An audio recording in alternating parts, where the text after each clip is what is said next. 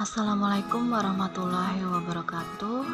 Apa kabar teman-teman? Semoga semuanya dalam keadaan sehat ya.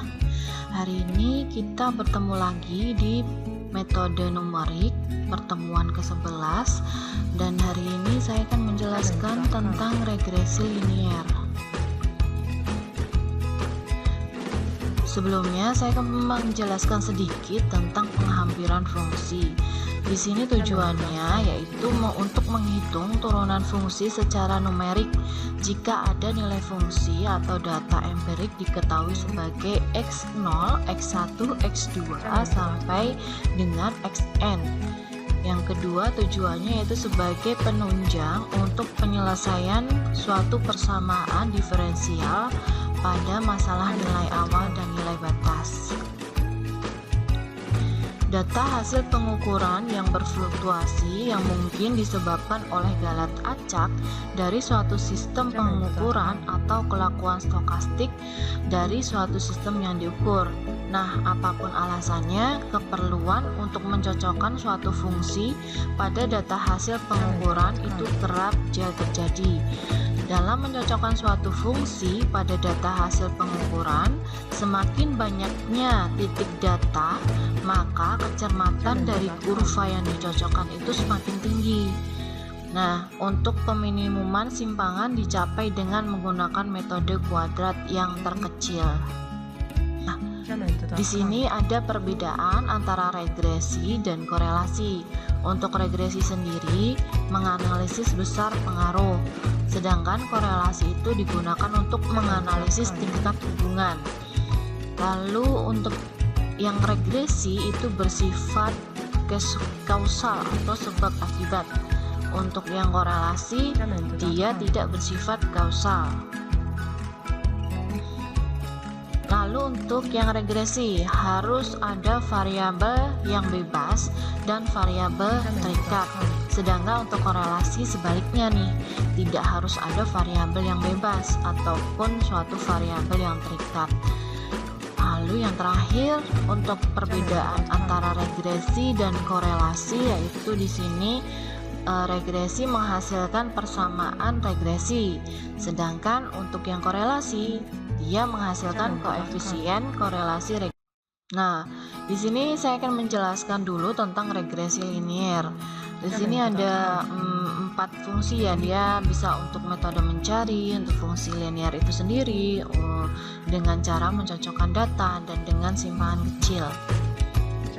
Nah, regresi ini merupakan alat ukur yang digunakan untuk mengetahui ada atau tidaknya korelasi antar variabel. Analisis regresi itu lebih kuat dalam analisis korelasi karena tingkat perubahan suatu variabel terhadap variabel lainnya.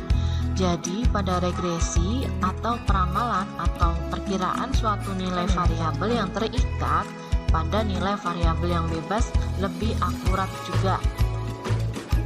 Jadi di sini intinya adalah regresi linier, yaitu regresi yang variabel bebasnya itu variabelnya x berpangkat yang paling tinggi. Untuk regresi sederhana yaitu regresi linier yang hanya melibatkan 2 variabel, yaitu variabel x dan variabel y.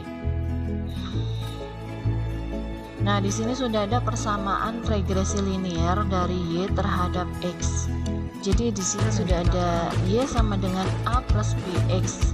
Y adalah variabel terikatnya, sedangkan a adalah intercept atau konstanta ditambah dengan b. B-nya adalah koefisien regresi. Untuk x-nya ada variabel bebas.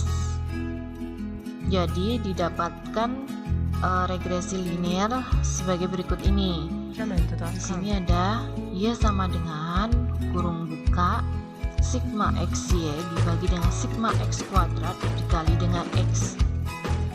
Nah, untuk mencari nilai a dan b, di sini sudah ada rumus a sama dengan sigma y dikali dengan sigma x kuadrat dikurangi dengan sigma x dikali sigma xy dibagi dengan n kali dengan sigma x kuadrat dikurangi dengan sigma x kuadrat. Dan untuk b nya kita bisa mencari dengan rumus berikut ini. N dikali dengan sigma xy dikurangi dengan sigma x dikali dengan sigma y dibagi dengan n dikali dengan sigma x kuadrat lalu dikurangi dengan sigma x yang dikuadratkan. Di sini kita bisa memakai rumus 1 maupun rumus 2. Oke, langsung saja kita masuk ke contoh soalnya. Nah, di sini ada data mengenai pengalaman kerja dan penjualan. Di sini X-nya menunjukkan pengalaman kerja dalam tahun. Untuk Y-nya di sini menunjukkan omset penjualan atau ribuan. Oke, di sini sudah ada X, Y. Tentukan nilai A dan B. Gunakan ketiga cara. Lalu buatkan persamaan regresinya. Lalu pertanyaan terakhir, berapa omset penjualan dari seorang karyawan yang pengalaman kerjanya itu 3,5 tahun? Oke, kita langsung saja kita tulis di sini X-nya, lalu Y-nya kita tulis sini, kita jumlahkan di sini X-nya yaitu sigma X 24, sigma Y atau total dari Y adalah 56. Di sini X kuadrat di 2 kuadrat adalah 4, 3 kuadrat adalah 9, 2 kuadrat adalah 4, 5 kuadrat adalah 25 dan seterusnya. Dan di sini sigma dari X kuadrat atau totalnya di sini 4 tambah 9 ditambah 4 dan selanjutnya adalah 96. Baik, lalu selanjutnya di sini ada Y kuadrat. 5 kuadrat adalah hasilnya 25, sedangkan 8 kuadrat 64, 8 kuadrat 64, 7 kuadratnya adalah 49 dan seterusnya. Di sini kita akan menghitung total dari Y kuadrat 25 ditambah 64 ditambah dengan 64 dan seterusnya. Didapatkan sigma Y kuadratnya adalah 448. Nah, di sini kita harus mencari juga X dikali dengan Y. 2 dikali 5 adalah 10, 3 dikali 8 adalah 24, 2 dikali 8 adalah 16 dan seterusnya. Maka kita akan mendapatkan hasil total dari penjumlahan XY adalah 10 ditambah 24 ditambah 16 dan seterusnya adalah 198. Maka di sini X sama dengan 24 di sini dibagi dengan 8. 8 ini didapat dari jumlahnya ini ya. Ada berapa ini N-nya? Yaitu ada 8, 1, 2, 3, 4, 5, 6, 7, 8. Maka kita taruh sini adalah 24 dibagi 8, hasilnya adalah 3. Lalu untuk Y, 56 dibagi dengan 8, hasilnya adalah 7. Maka kita akan memasukkan dengan cara yang pertama dulu nih. Adalah 56 dikali dengan 96 didapat dari sini 56, kita tarik sini 96 didapat dari sini X kuadratnya adalah 96 dikurangi dengan 24 didapat dari sigma X nih, kita tarik sini lalu dikali dengan 198 yang didapat dari sigma XY di sini ya, kita tarik ke sini lalu kita bagi 8 adalah N-nya ya, sama dengan ini dan ini, lalu dikali dengan 96. 96 adalah sigma dari X kuadrat. Nih kita tarik sini dikurangi dengan 2 dikurangi sigma X. Oke, sigma X-nya adalah 24 lalu dikuadratkan ya di sini. Maka hasilnya jadi di sini hasilnya A sama dengan 5.376 dikurangi 4.752 dibagi dengan 768 dikurangi 576 hasilnya adalah 3,25. Lalu kita akan cari B nya juga 8 N nya ya ini ya, lalu dikali dengan 198 didapat dari sigma XY ini didapat dari sini, kita tarik sini dikurangi dengan 24 didapat dari sigma X ini ya. Oke, kita tarik sini lalu 56 dikali 56 didapat dari sigma Y atau total dari Y adalah 56 lalu dibagi dengan N-nya adalah 8 dikali dengan 96. 96 ini merupakan total penjumlahan atau sigma X kuadrat dikurangi 24 dikuadratkan, hasilnya adalah 1584 dikurangi 1344 dibagi dengan 768 dikurangi 576, hasilnya adalah 1,25. Baik, selanjutnya kita akan memakai cara yang kedua. Di sini adalah determinan, ya, suatu determinan. Ada 8, 24, di sini ada 24, ada 96. Nah, masing-masing ini semua didapat dari tabel yang sudah kita jabarkan bersama-sama. Di sini 8 adalah N-nya, yaitu jumlahnya ini. Datanya, lalu 24 adalah sigma X di sini ya. 24 ini juga merupakan total dari X atau sigma X di sini. Lalu selanjutnya adalah ada 96 merupakan sigma X kuadrat, 96. Lalu dikali dengan AB sama dengan 56, ini didapat dari sigma Y di sini ya. Lalu 198 ini didapat dari sigma XY. Kita tarik ke sini. Nah, selanjutnya A sama dengan 8, 24, 24. Oke, di sini sudah ada A1 sama dengan ada 56, ada 198, ada 24, ada 96. Nah, 56 ini didapat dari sigma Y. Ini kita tarik ke sini. Lalu untuk 198 ini adalah sigma XY, kita tarik sini, dan ini masih sama. Lalu ada A2 adalah sama dengan 8 didapat dari N-nya.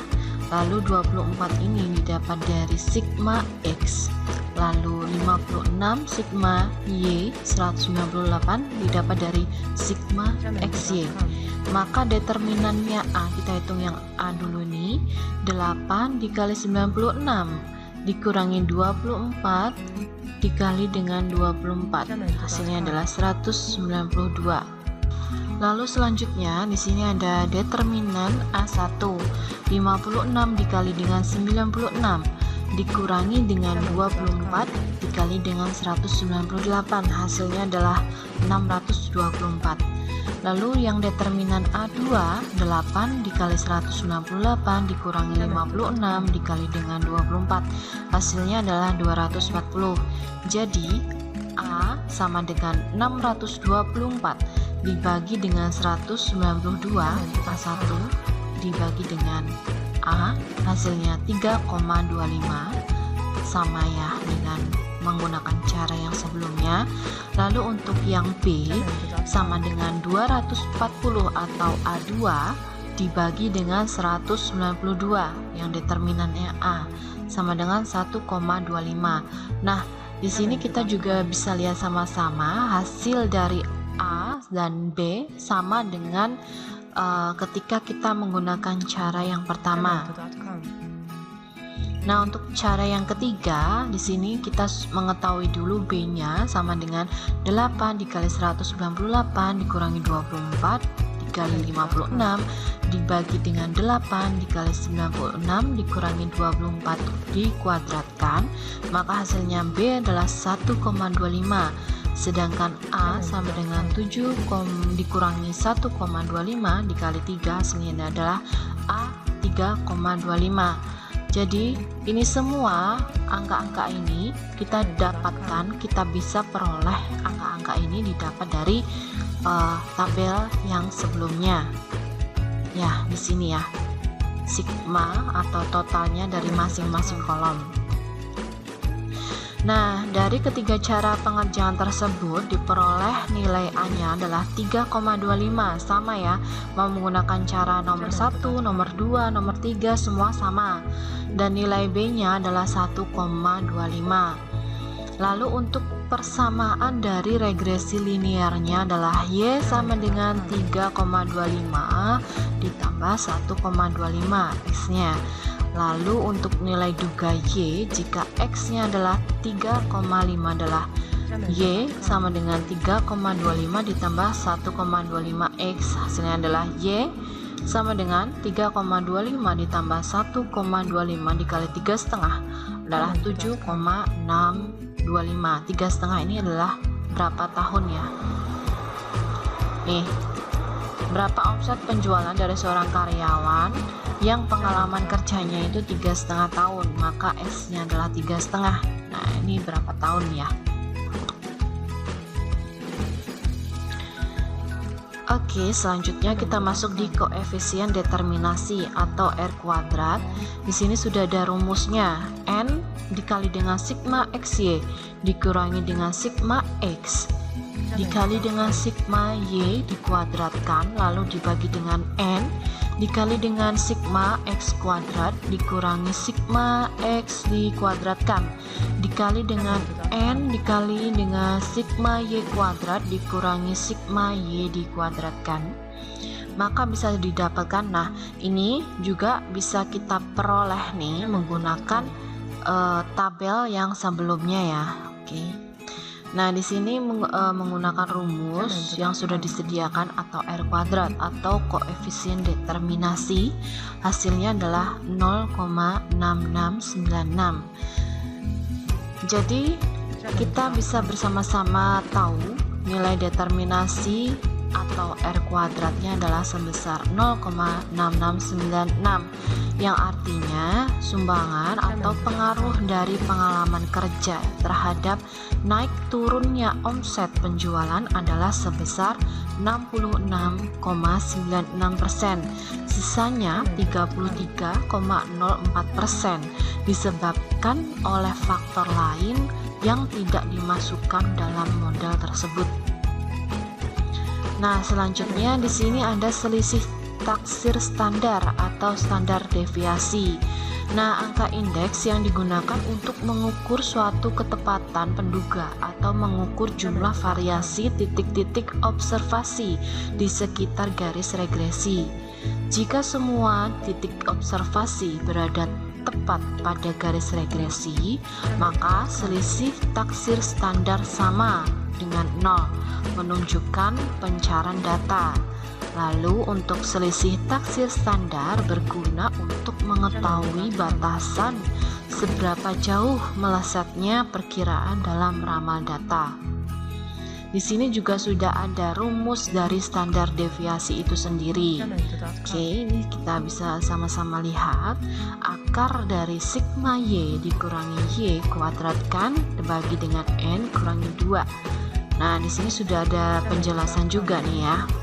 SY bagi X atau XY selisih taksir standar.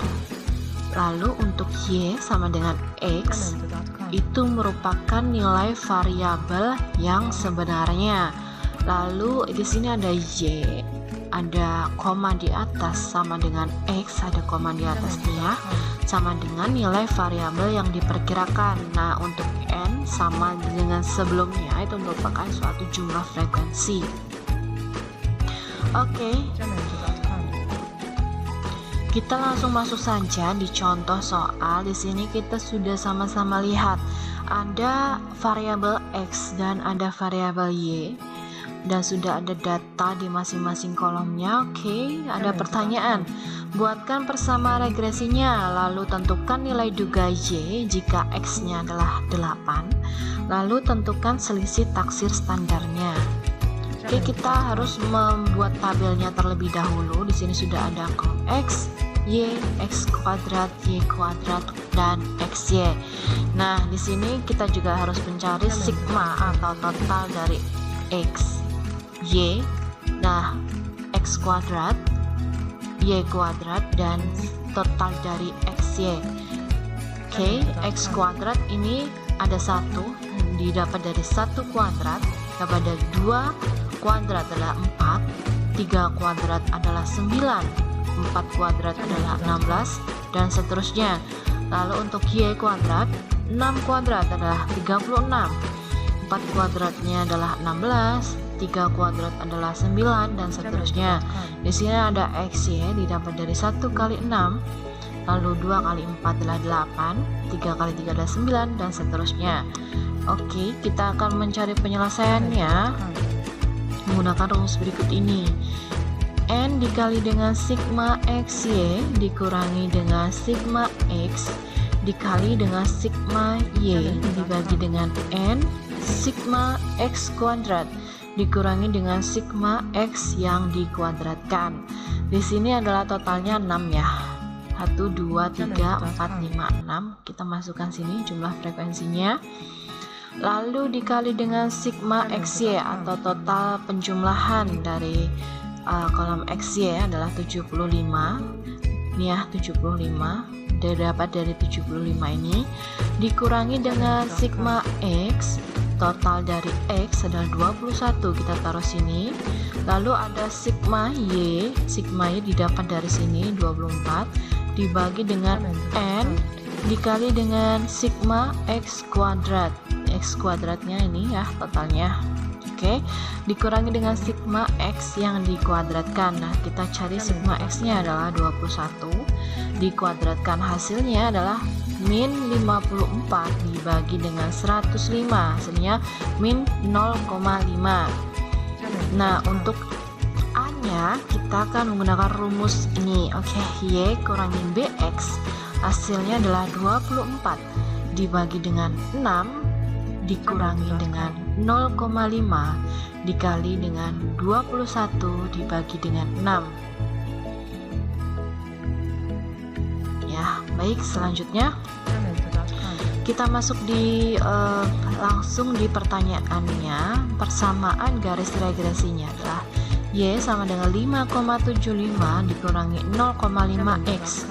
Nilai juga Y jika X sama dengan 8. Nah, jika X sama dengan 8, maka 5,75 dikurangi 0,5X. X nya ini kita isi dengan 8, maka Y nya adalah 1,75.